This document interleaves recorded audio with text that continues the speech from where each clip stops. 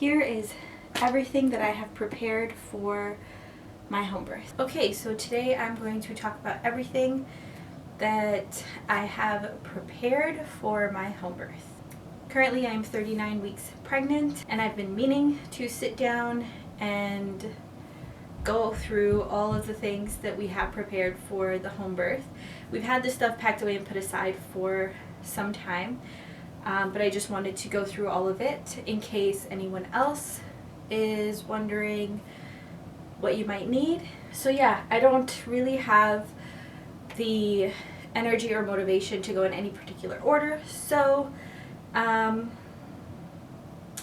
just get started. So first thing I have here is a clean set of sheets and a plastic shower curtain. So we do have a birthing pool, and the goal is to birth in the pool, but because this is my first labor, I don't know how I'm going to feel. I don't know if I'll be comfortable in the pool. I don't know if I'll want to be on the bed at any points. I don't know if I will end up birthing in the pool or somewhere else. So the bed is going to be made up as if it's going to be used. I think a lot of people have talked about this already online, but basically you make your bed up with clean sheets, you put the plastic shower curtain over the clean sheets, and then you put another set of sheets over that. So that's what these are for. The next thing I have is a blanket. My midwives recommended to have a blanket just for comfort in case I'm ever feeling cold throughout the labor. So I have this blanket ready. I also have just some cloth. These are just like fabrics, cotton fabrics that we've had just in case we need to throw something over the couch or on the floor or something like that. We also have a bottle of hydrogen peroxide and a flashlight. The hydrogen peroxide is really great for getting out blood stains, so the midwives asked for that as well, and the flashlight for them to use if they need to see anything in the pool or throughout the labor.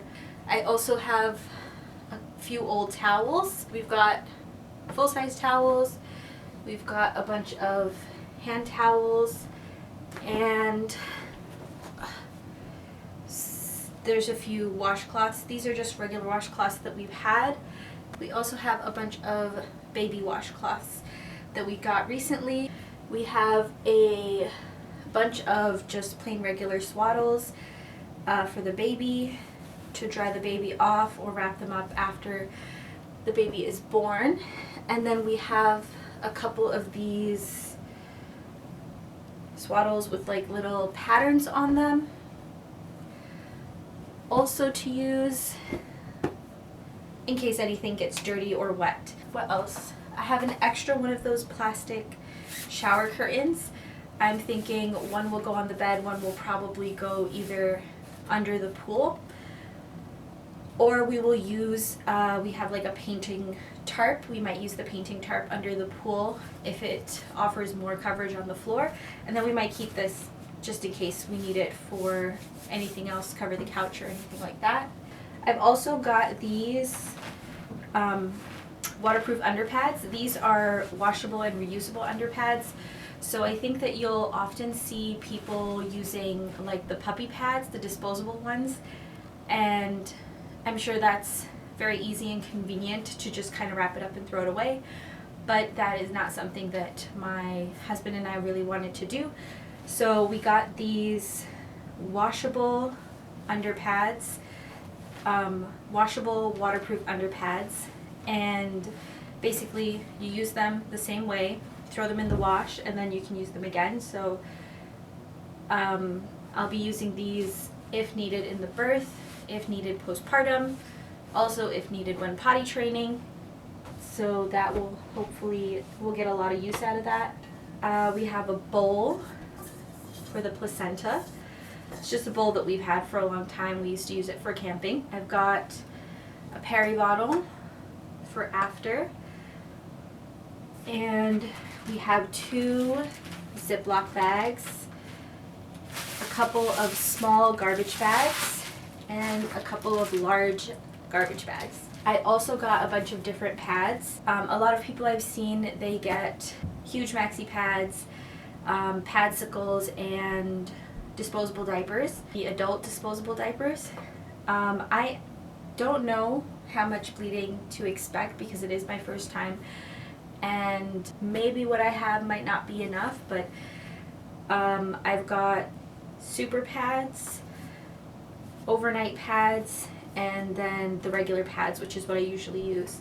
So I've got some options here. The last thing that I have is these inkless ink pads. This was actually gifted to us by my brother and his girlfriend, and I thought that that was something that would be nice to have ready and available for the birth of the baby, that hopefully the midwives will be able to help us to get some really cute hand and footprints. So that's in here as well. That's all we have really set aside for the birth other than the birthing pool.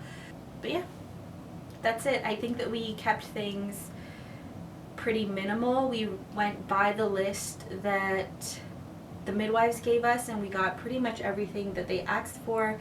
They did also say to have Tylenol and Gravol on hand. We just have Tylenol in our medicine cabinet, and Gravol I haven't picked up any yet. Basically that's just to help cope with pain and induce sleepiness during early labor if like contractions are keeping you up but they're not significant enough to really say you're in active labor. But anyways, that's what I have. I've got pretty much everything that they had on their list, and as far as like my own personal preferences, I opted for the reusable underpads instead of the disposable one. I added this in, and I'm doing lots of different options for pads instead of the disposable adult diapers. Everything else is pretty much what was on the list for the midwives. Sometimes it seems like a lot, sometimes it doesn't when I look at other people's videos, but if you're thinking about having a home birth, essentially you want to have as much as you need to feel comfortable, because that's the most important part, is that you're comfortable.